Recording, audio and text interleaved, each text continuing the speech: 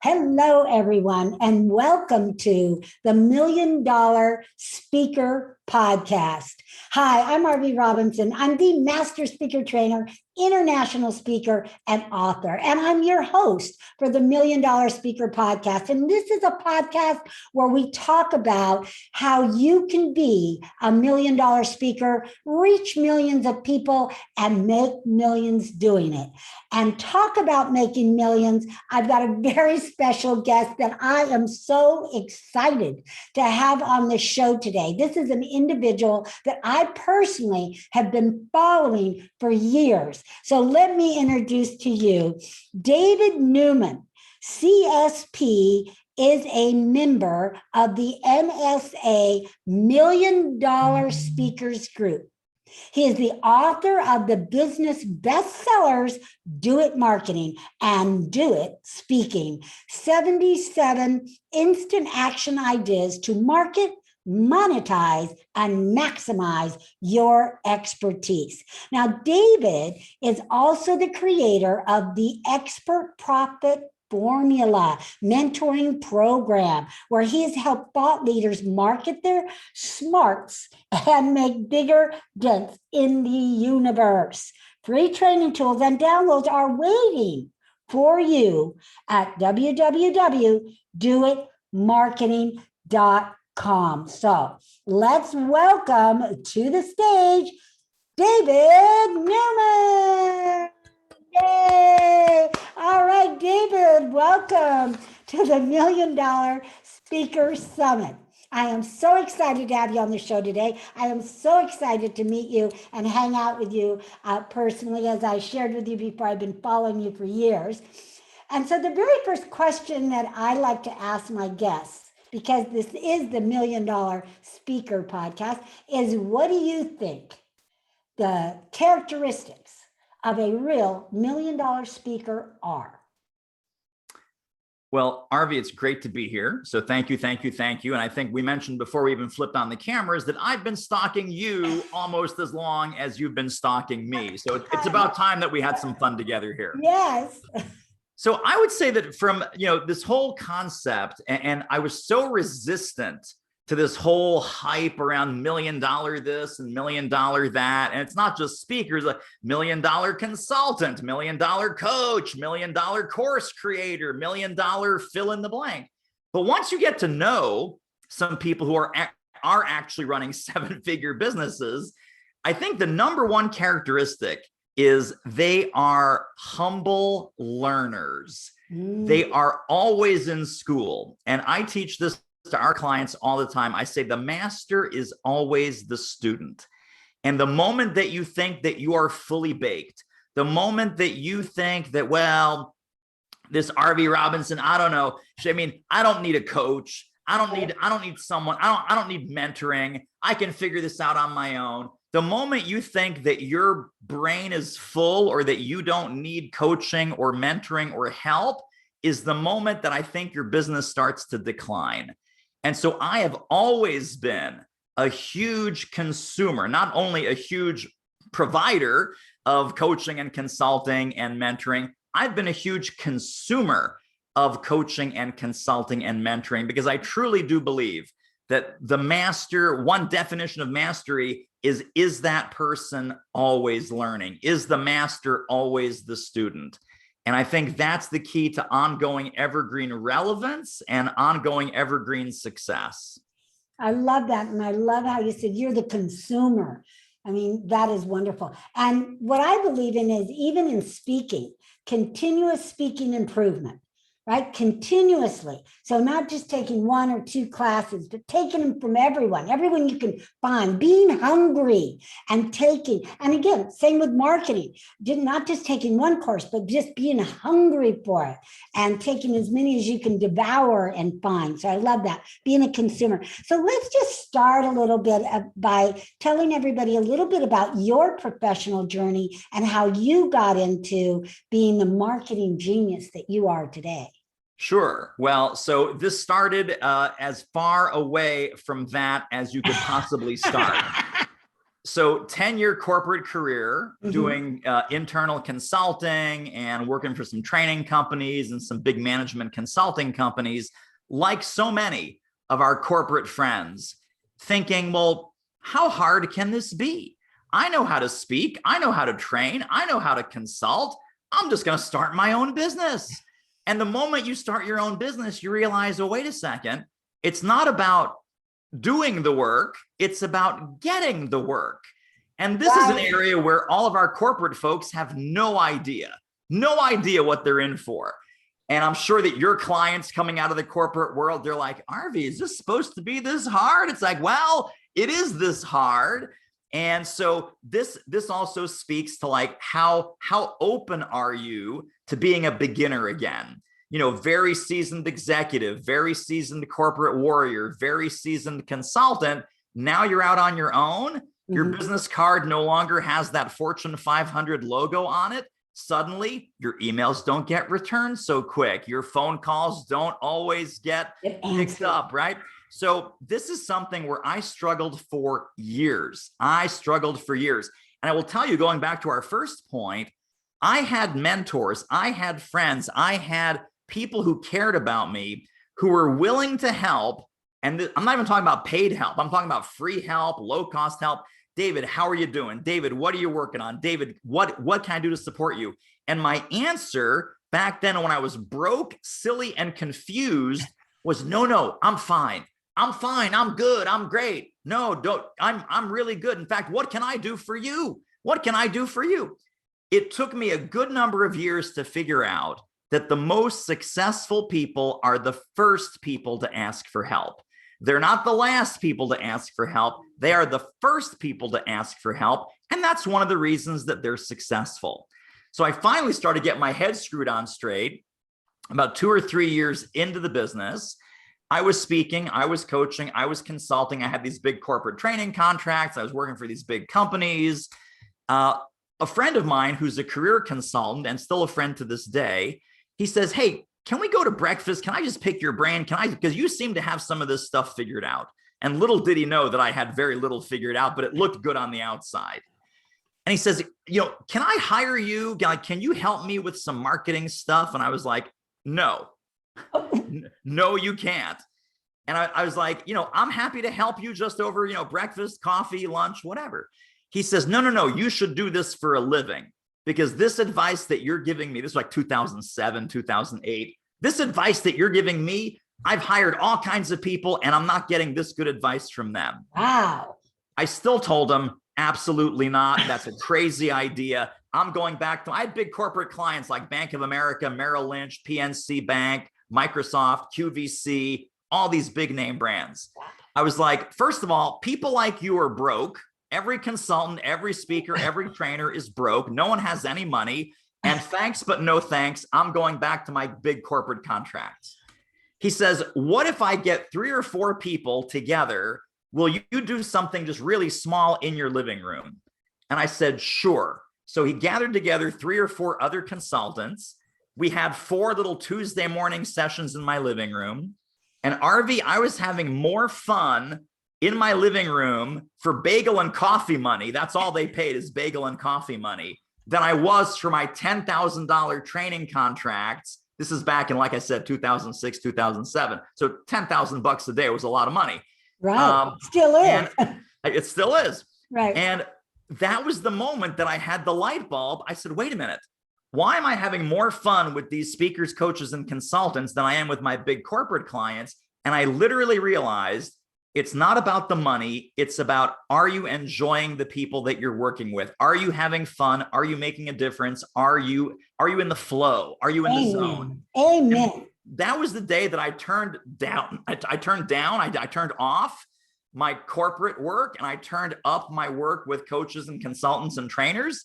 And I haven't looked back since. So I've been in business since 2002. And I've been in a business I love since about 2008. Beautiful. What a fabulous story. I came out of corporate America. I don't know if you knew that, but 17 years ago, I left corporate America. I was working for a company by the name of Deloitte. So a pretty big sized company as a systems consultant. And that's why I started my public speaking training.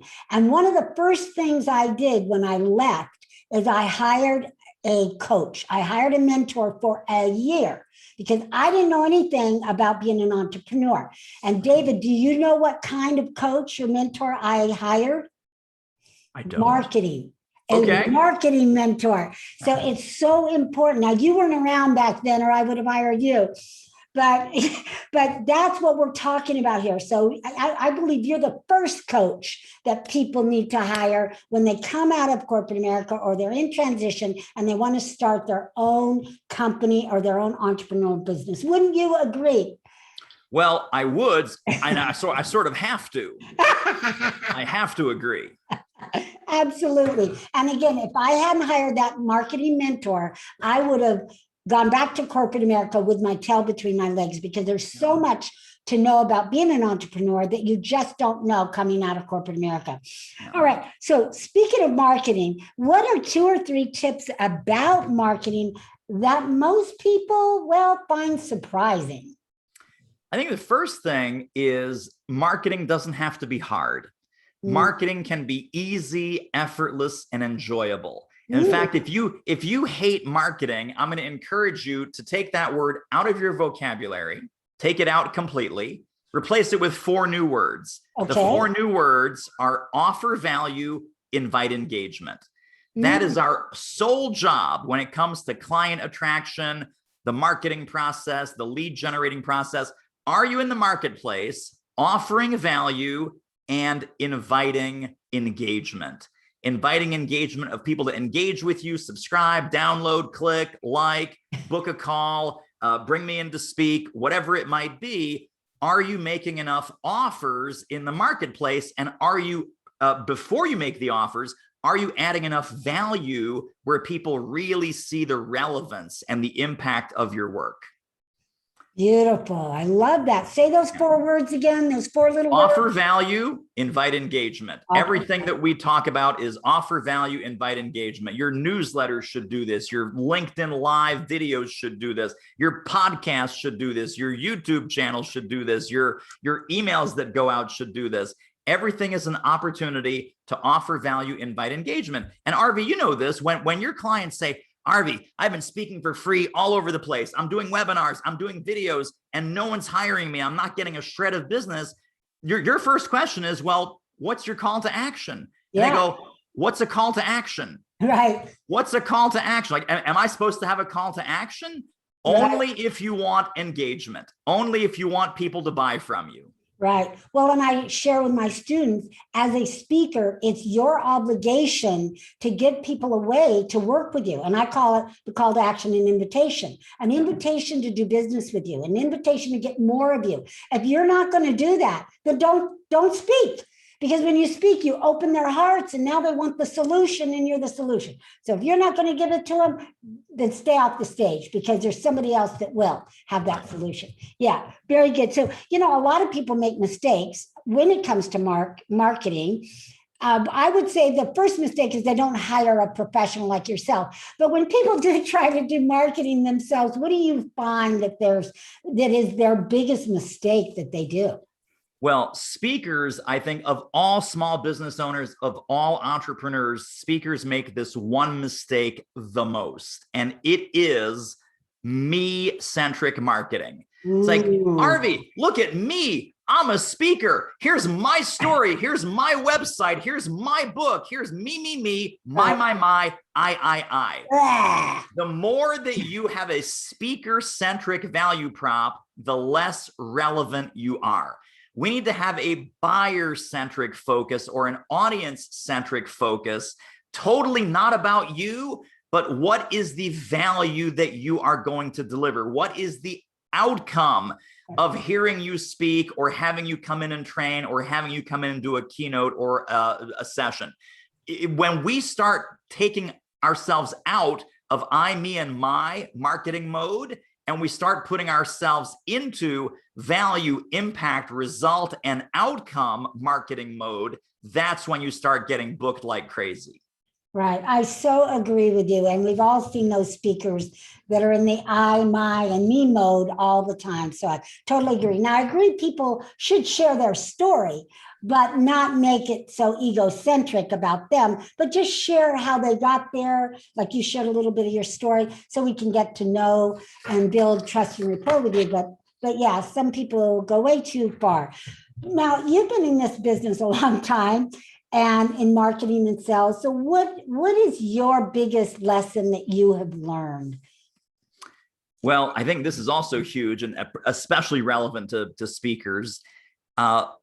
We think that we are in the persuading and convincing business. True. And we are not. Every speaker, every thought leader who speaks is in the filtering and sorting business. And my friend Nancy Jutton, and you probably know Nancy as well, she has a great quote that speaks to this point. She says, "Stop trying to make not your people your people." Amen. Stop trying to convince and persuade and pull the donkey up the mountain. We are literally in the filtering and sorting business, and we're trying to find the right clients and audiences who qualify for us just like we qualify for them. So what we're really after is fit, and we're not after any gig or any audience or any client. We're after the right fit and the right client and the right audience. Absolutely. Before you said that word fit, that is exactly what was in my mind. We are looking for a fit. If it's a fit for you and a fit for me too, right? So that it's a perfect fit. Absolutely. I mean, it's music to my ears, what you're saying, David. I love it. Love it. Now, tell me a little bit about how marketing has changed over the years, because I know how public speaking has changed and I share it with people all the time. But tell us how marketing has changed. Well, marketing used to be, small, incremental, one-on-one, local, regional. Now, with all of these social platforms and all of these video platforms, if you're not maximizing video, when you flip on the camera and you're doing a YouTube live or a Facebook live or a LinkedIn live, you can have a professional speaking engagement, a lead generating speech, essentially, anytime you want, 24/7. So one of the things that I'm telling speakers is every single day that you're not on video is a day that you're missing out on some opportunities. Every day that and I'm not talking about your demo reel. I'm not talking about the static videos that are on your YouTube channel. I'm talking about this kind of video where are you doing a live stream? Are you a guest on a video podcast? Are you showing up on a webinar? Are you showing up in some way to, guess what? Offer value, invite engagement. But as far as speakers are the product. If your product is not showing up on video and not showing up in front of buyers, your product is not going to move that day. And so I think one of the things that speakers really need to focus on is, are you putting fresh targets on your radar daily? Are you showing up on video regularly?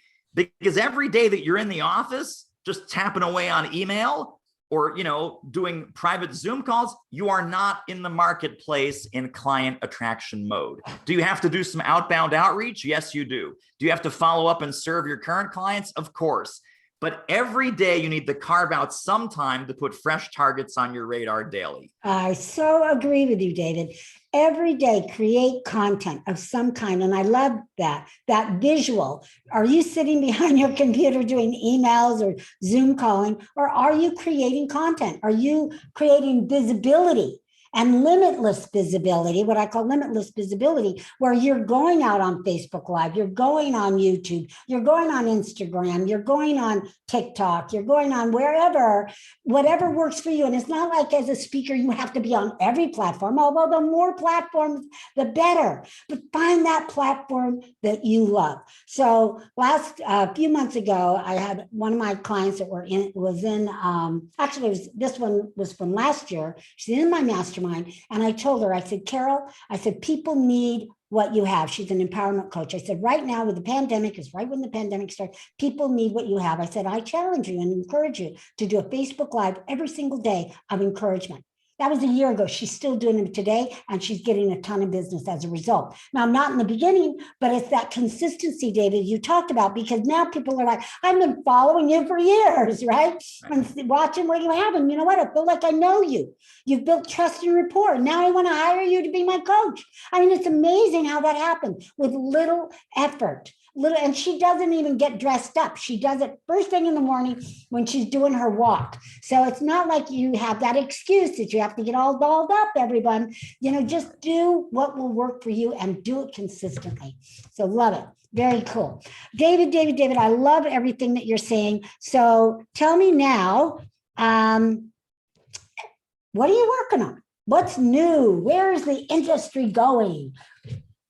Well, so it's funny. What I'm working on is a third book. So first book was Do It Marketing. Second book was Do It Speaking, which sadly came out like 2 months before the pandemic hit. Came out in January of 2020. Talk about some bad timing. We'll relaunch that at some point. Yeah. And also, by the way, the same concepts apply to virtual speaking, but no one knew that, so they stopped buying the book. But the third book is going to be about sales. The third book is going to be about sales, because I realize that marketing without a sales engine, you might as well not do marketing, right? You can take people to the door, they knock on the door, the prospect opens the door, and you're like, oh gosh, the dog caught the car, now what? And so we need to give people the now what. So we have Do It Marketing, Do It Speaking. The third book in the series is going to be Do It Selling. I love it. I'm very excited about that. That should be out sometime next year. That was my next question. Put me on the list. I want to be the first one to get that first autographed version. Thank you. Of your book. I can't wait. All right. So tell us a little bit, talking about your book coming out and the books that you've already have out. How do our listeners get in touch with you, get connected with you, buy your books, buy your information, and just get connected? Thank you. So our website is Command Central for everything, doitmarketing.com. Two specific things that I will point folks to. One is our free web training. That's at doitmarketing.com/webinar. And then we also have our Do It Marketing Manifesto, which is part marketing, part sales, part revenue growth. And that's at doitmarketing.com/manifesto. And we have a podcast and a blog and all kinds of other things, but certainly the free web training and the manifesto should get you a good roaring start. Good. I love that. Now, are those all the resources you have, or is there anything else that you want to share? Well, I'd love folks to tune into the podcast. So we have our podcast, The Speaking Show, which is at thespeakingshow.com. And she doesn't know it yet, but a soon-to-be featured guest is Arvee Robinson. So we totally have to have you on the show. And we have about 250 episodes up there now. So if folks want to tune into some really free, great information from many, many smart guests, again, soon to be Arvee, please tune in at thespeakingshow.com. Now, this is what I want to share with people and the power of speaking. Now, this wasn't planned. I didn't even know David had a podcast. I didn't invite him on my show for anything other than to feature him. And I am just so moved and so touched that you reached out to me, that you're here, and that you reached out to me, and now I'm on your show.